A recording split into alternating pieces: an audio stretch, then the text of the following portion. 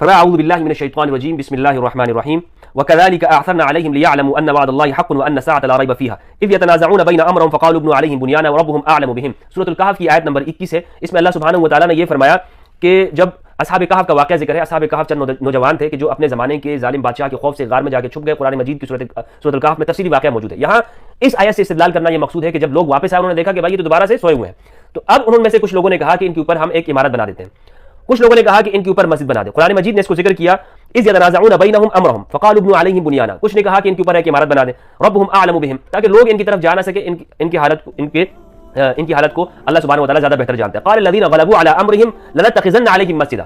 کچھ لوگوں نے یہ کہا کہ ہم ضرور بے ضرور ان کے اوپر ایک مسجد بنا دیں گے. اب یہاں علیہم مسجدہ سے مراد یہ ہے کہ ان کے قریب مسجد بنا دیں گے, قبر کے اوپر مسجد نہیں. ورنہ تو یہاں قرآن مجید نے آپ یہ دیکھیں کہ قرآن مجید نے علیہم مسجد ذکر کیا.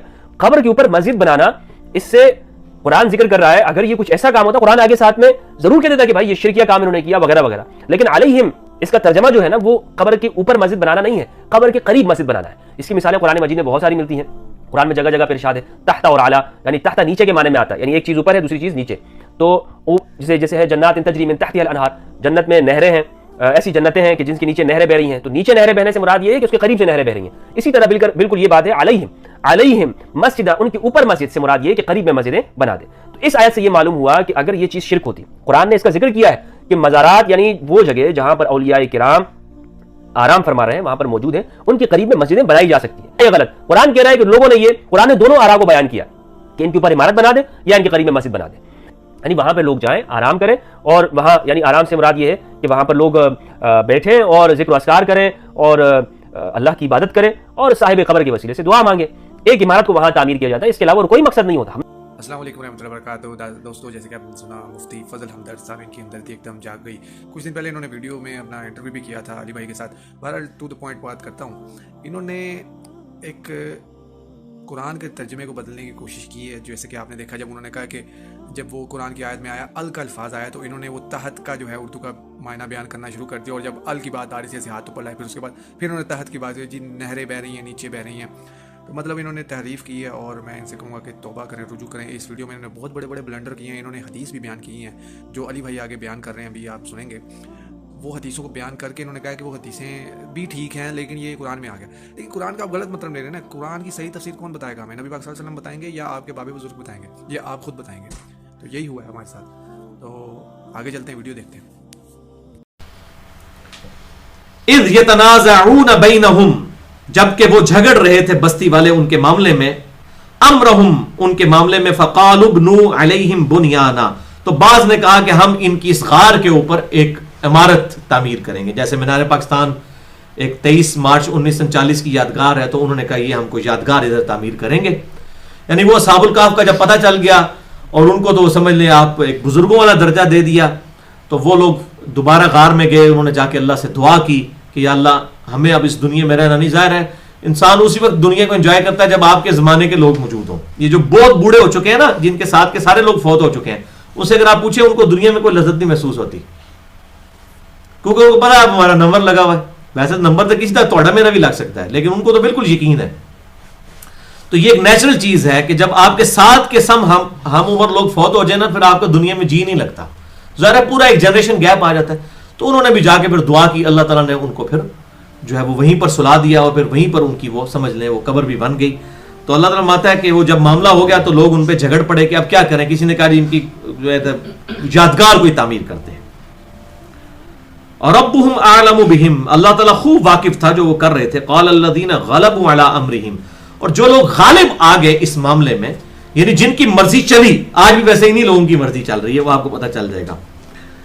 لنتخذن علیہم مسجدا, انہوں نے کہا ہم تو ادھر مسجد بنائیں گے. ان کا مزار ہے تو ظاہر اب یہاں ساتھ مسجد بنے گی, تو لوگ آئیں زیارت کریں. تو اللہ تعالیٰ مانتا ہے وہ لوگ غالب آئے. یہ اللہ تعالیٰ نے اپنی طرف سے نہیں کہا کہ میں اس کو انڈورس کر رہا ہوں, کیونکہ لوگ آج مزاروں کے اوپر مسجدیں بنا کے تو یہ آیت پیش کرتے ہیں. وہ کہتے ہیں دیکھیں جناب اصحاب کہف کی بھی مزار کے اوپر مسجد بنی تھی. اب بھائی اللہ تعالیٰ نے کہا یہ جائز ہے. وہ کہتے ہیں نجائز تو نہیں کہا. بھائی نجائز نہیں کہا تو بخاری اور مسلم میں جو حدیثیں آئی ہیں, اللہ کے نبی صلی اللہ علیہ وسلم نے انہی معاملات کے اوپر تو یہود و نصارہ کے اوپر لعنت فرمائی ہے.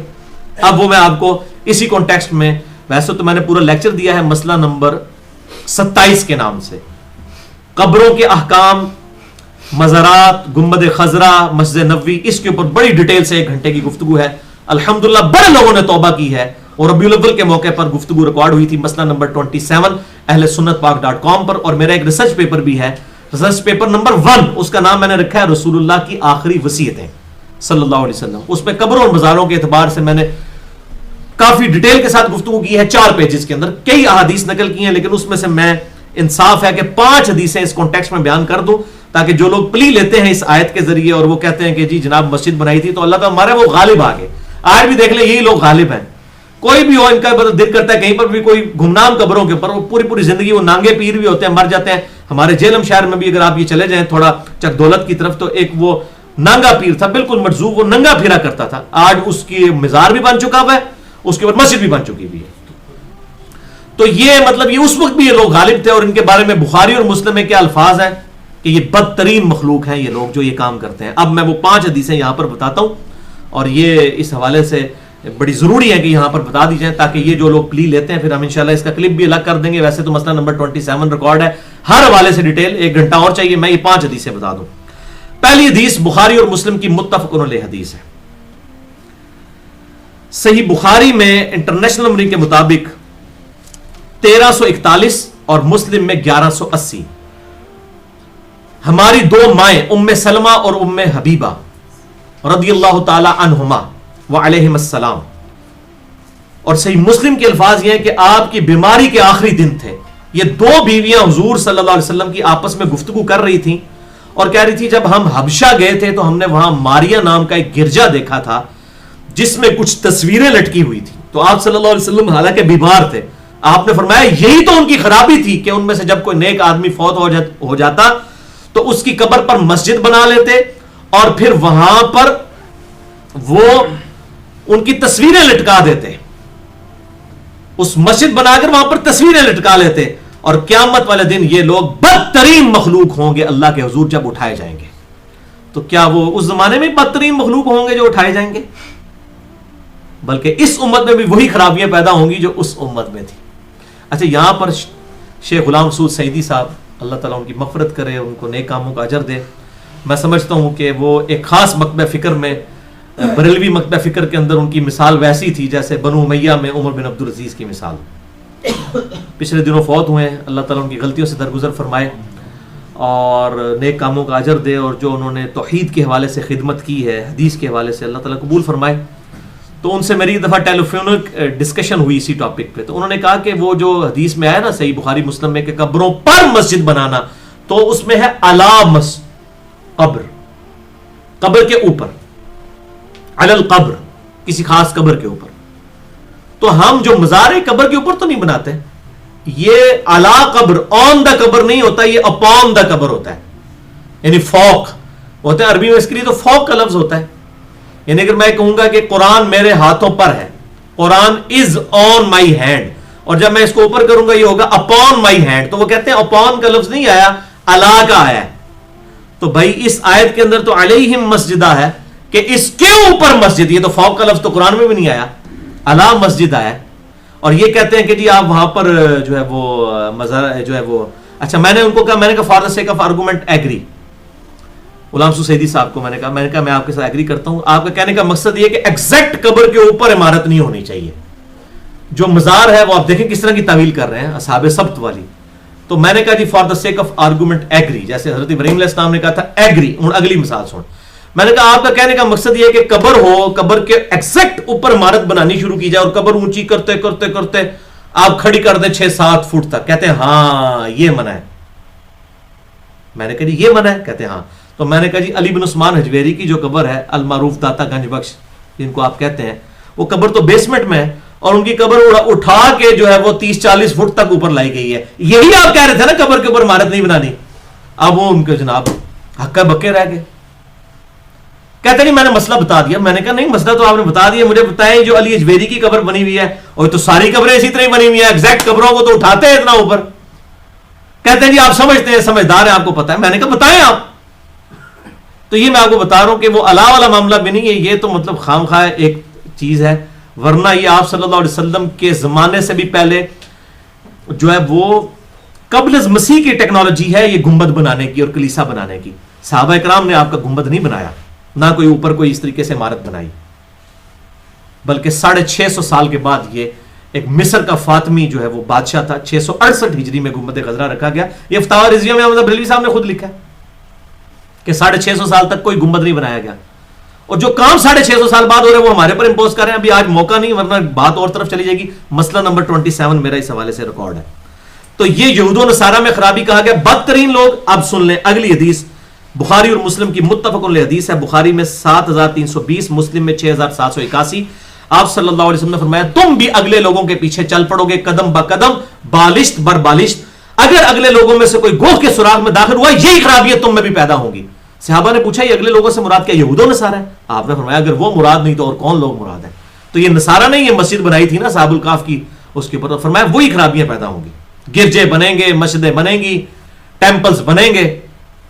اچھا, اب کئی بریلوی علماء ہیں جو خصوصاً یہ ڈاکٹر آصف اشرف جلالی صاحب جو توحید کانفرنس کرواتے ہیں, بیسیکلی وہ توحید کانفرنس نہیں ہوتی ہے بلکہ وہ ہوتی ہے مذمت توحید کانفرنس, شرک کے اثبات کیے ہوتے ہیں اس میں وہ کہتے ہیں یہ جو حدیث ہے نا بخاری مسلم کی آپ ہم پہ لگاتے ہیں یہود و نصارہ والی خرابیاں پیدا ہوں گی, اس سے مراد یہود و نصارہ کا فیشن ہے, یعنی یہ وہی فیشن کریں گے.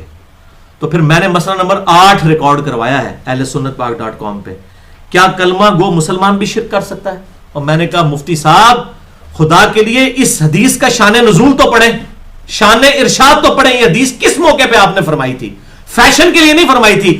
اس کا شان ارشاد جامعہ ترمذی میں موجود ہے انٹرنیشنل نمبر کے مطابق 2180 کہ صحابہ کرام کہتے ہیں کہ غزوہ حنین کے موقع پر آپ کی وفات سے جسٹ 2.5-3 سال پہلے, فتح مکہ کے بھی بعد ہوئی ہے غزوہ حنین, آخری عرب کے ساتھ جنگ تھی یہ قبیلہ حوازن کے ساتھ. غزوہ حنین کے موقع پر صحابہ کرام ایک جگہ سے گزر رہے تھے تو انہوں نے مشرکین عرب کا ایک درخت دیکھا جسے ذات انواد کہا جاتا تھا, جس کے ساتھ وہ جنگوں میں فتح کے لیے وہاں پر اپنی تلوار لٹکاتے تھے, ٹچ کر کے چلے جاتے تھے تو فتح ہوتی تھی. وہ یہ سمجھتے تھے جس طرح آج بھی مزاروں کے اوپر آپ کو وہ درخت نظر آئیں گے, ٹاکیاں بند دینے, پتہ نہیں کی کچھ کرتے ہیں, سیم وہی چیز مشرکین عرب. تو صحابہ کرام میں سے بعض لوگوں نے کہا یا رسول اللہ صلی اللہ علیہ وسلم آپ بھی ہمارے لیے کوئی درخت مقرر فرما دیں کہ ہم اس سے تبرک حاصل کر لیں. آپ فرمایا اللہ اکبر سبحان اللہ. اصل میں آپ نے کہا سبحان اللہ عما یشرکون, یہ بریکٹ میں تھا, سبحان اللہ, اللہ پاک ہے, یہ کیا بات کر دی تم نے؟ تو آج وہی بات کر دی جو قوم موسیٰ نے موسیٰ علیہ السلام کے ساتھ کی تھی سورۃ الاعراف کی آیت نمبر 138 میں, کہ جب وہ ایک قوم سے گزرے جو بتوں پر اعتکاف کیے ہوئی تھی تو انہوں نے کہا موسیٰ ہمارے لیے بھی کوئی اس طرح کا خدا بنا دے تو ہم بھی اعتکاف کریں. اور وہی ہوا جب وہ گئے کوہ طور پہ, پیچھے انہوں نے بچڑے کو بنا لیا. 70,000 یہودی ایک دن کے اندر قتل ہوئے جو مرتد ہو گئے تھے. وہ 70,000 صحابہ تھے حضرت موسیٰ علیہ السلام کے جو مرتد ہو گئے, صحابہ تھے, عام لوگ نہیں تھے. اور یہاں پر بھی آپ دیکھ لیں آپ کی وفات کے بعد بخاری مسلم اٹھا کے دیکھ لیں, حضرت ابوبکر کے خلاف جو لوگ کھڑے ہوئے مرتدین زکات, وہ بریلوی دیوبندی اہل حدیث شیعہ تو نہیں تھے, وہ بھی صحابہ تھے جو حضور کی وفات کے بعد مرتد ہو گئے. اس لیے ہم ان کو صحابی نہیں مانتے, لیکن حضور کی زندگی تک وہ صحابی تھے. ظاہر ہے وہ زکات جو ہے وہ صحابہ سے لی جانی تھی نا, کافروں سے تو نہیں لی جانی تھی. اور بخاری و مسلم میں الفاظ ہیں, میں نے پورا لیکچر دیا مسئلہ نمبر 96 عظمت صحابہ, رد المنافقین اور سنی شیعہ کے اختلاف کا تحقیقی جائزہ. کہ بخاری اور مسلم میں ایک حدیث ہے جس میں آپ نے فرمایا میرے حوض کوثر پہ کچھ لوگ لائے جائیں گے, میں کہوں گا اصحابی اصحابی, یہ میرے صحابہ ہیں, یہ میرے صحابہ ہیں. تو مجھے کہا جائے گا آپ کے بعد یہ دین سے الٹے قدم پھر گئے, انہوں نے دین میں بدعتیں جاری کر دی. تو پکڑ کر رافضی جو ہے وہ ابوبکر عمر عثمان پہ لگاتے تھے.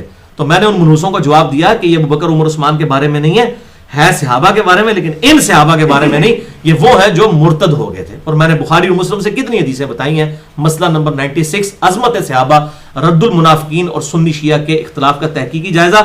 اور اسی کا ایک کلپ کاٹا ہوا ہے 1.5 منٹ کا, وہ چڑھایا ہوا ہے آج کل واٹس ایپ پہ اور جناب فیس بک پہ. بے ایمان لوگ ہیں نا, ان کو پتہ نہیں ہے, بھائی علمی جواب دو. تو میں نے اس میں یہ بات یہی کی ہے کہ یہ وہ صحابہ صلح حدیبیہ کے صحابہ کے بارے میں پرٹیکولر آیا, محمد رسول اللہ والذین معہ, ان کے بارے میں آیا ہے جو لوگ فتح مکہ پہ مسلمان ہوئے بعد میں مرتد بھی ہو گئے. اس میں نے کتنی حدیثیں بتائی ہیں, وہ پورا لیکچر دیکھ سکتے ہیں. تو بہرحال یہاں پر بھی آپ دیکھ لیں, حضرت موسیٰ علیہ السلام انہوں نے کہا جی مقرر کر دیں, تو آپ نے فرمایا اے میرے صحابہ تم نے وہی بات کر دی جو موسیٰ کے صحابہ نے کی تھی. پھر آپ نے فرمایا اللہ کی قسم تم بھی اگلے لوگوں کی پیروی کرنا شروع کر دو گے قدم بقدم بالشت بر بالشت. تو یہ آپ نے پرٹیکولر شرکیہ رسومات کے اوپر کہا تھا. مفتی آصف اشرف جلالی صاحب ایک پینٹ شرٹ دے ہوتے نہیں, انہوں نے کیا سینا ٹائی دے ہوتے, وہ تو ویسے بھی نہیں ہے. یہ شرکیہ چیزوں کے اوپر کہا تھا کہ یہود و نصارہ والی خرابیاں اس امت میں آئیں گی. شان ارشاد جامعہ ترمذی 3180. چوتھی حدیث بھی بخاری اور مسلم کی متفق الحدیث ہے. بخاری میں 1390، مسلم میں 1183. سیدہ عائشہ کہتی ہیں کہ جب نبی صلی اللہ علیہ وسلم کی وفات کا وقت قریب آیا تو آپ پہ سخت تکلیف تھی، اور اس تکلیف کی وجہ سے آپ صلی اللہ علیہ وسلم بار بار چہرہ مبارک سے چادر ہٹاتے تھے، پھر اوپر کرتے تھے اور کہتے تھے بار بار میرے نبی کو وفات کے وقت ٹینشن کیا ہے؟ ایک بات کی.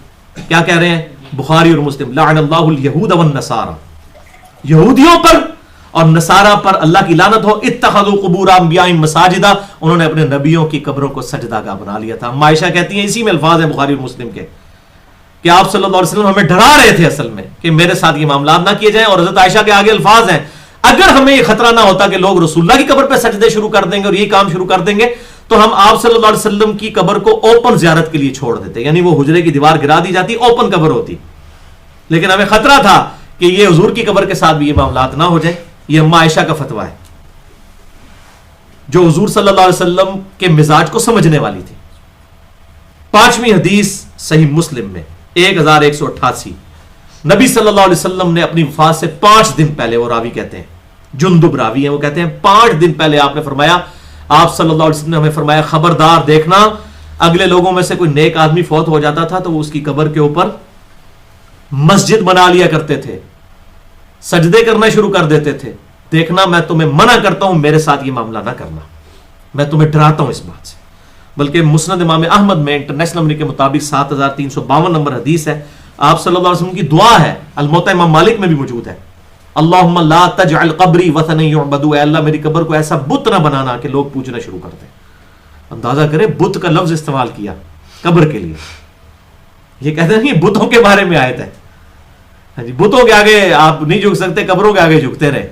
حالانکہ احمد بریلوی صاحب نے پوری کتاب لکھی ہے کہ سجدہ تعظیمی جو ہے حرام ہے، چاہے قبر کو کیا جائے چاہے زندہ بندے کو، کیونکہ فقہ حنفی میں اس میں 2 اسکول آف تھاٹ تھے. ایک اسکول آف تھاٹ سجدہ تعظیمی کو جائز سمجھتا تھا تو اس کے خلاف احمد بریلوی صاحب نے کتاب لکھی. تو آپ دیکھ لیں احمد بریلوی صاحب کے نام کے اوپر کیا کچھ ہو رہا ہے جو ان کی تعلیمات نہیں تھے. احکام شریعت آپ کھول کے دیکھ لیں. تو یہ میں آپ کو بات بتا رہا ہوں کہ نبی صلی اللہ علیہ وسلم نے ڈرا دیا اور دعا بھی فرمائی، اور الحمدللہ وہ دعا ایسی قبول ہوئی کہ آج تک اللہ تعالیٰ نے اس معاملے میں قبر رسول کو محفوظ رکھا ہے الحمدللہ. نہ تو وہاں میلے لگتے ہیں، اور اللہ نے ایسے ڈاڈے لوگ لگا دیے ہیں کچھ عرصے سے تو کہ وہاں پر جو ہے وہ کوئی اس قسم کے میلے ٹھیلے نہیں وہ کرنے دیتے. اور ہم تو یہ کہتے ہیں کہ جو کچھ آپ یہاں پر کریں وہاں پہ بھی ذرا کر کے بتائیں، اگر حق ہے تو کر کے بتائیں وہاں پر. تو باقی اس کی ڈیٹیلز جو ہے میں نے بڑی ڈیٹیل کے ساتھ، مسئلہ نمبر 27 میری زندگی کا اہم ترین لیکچر ہے جس سے کئی لوگوں نے الحمدللہ دعوت حق قبول کی ہے. مسئلہ نمبر 27 ہے اسلام میں قبروں کے احکام، گنبد خضرا، مزارات، اور اس حوالے سے بڑی ڈیٹیل گفتگو، جسے شوق ہو تو دیکھ سکتا ہے.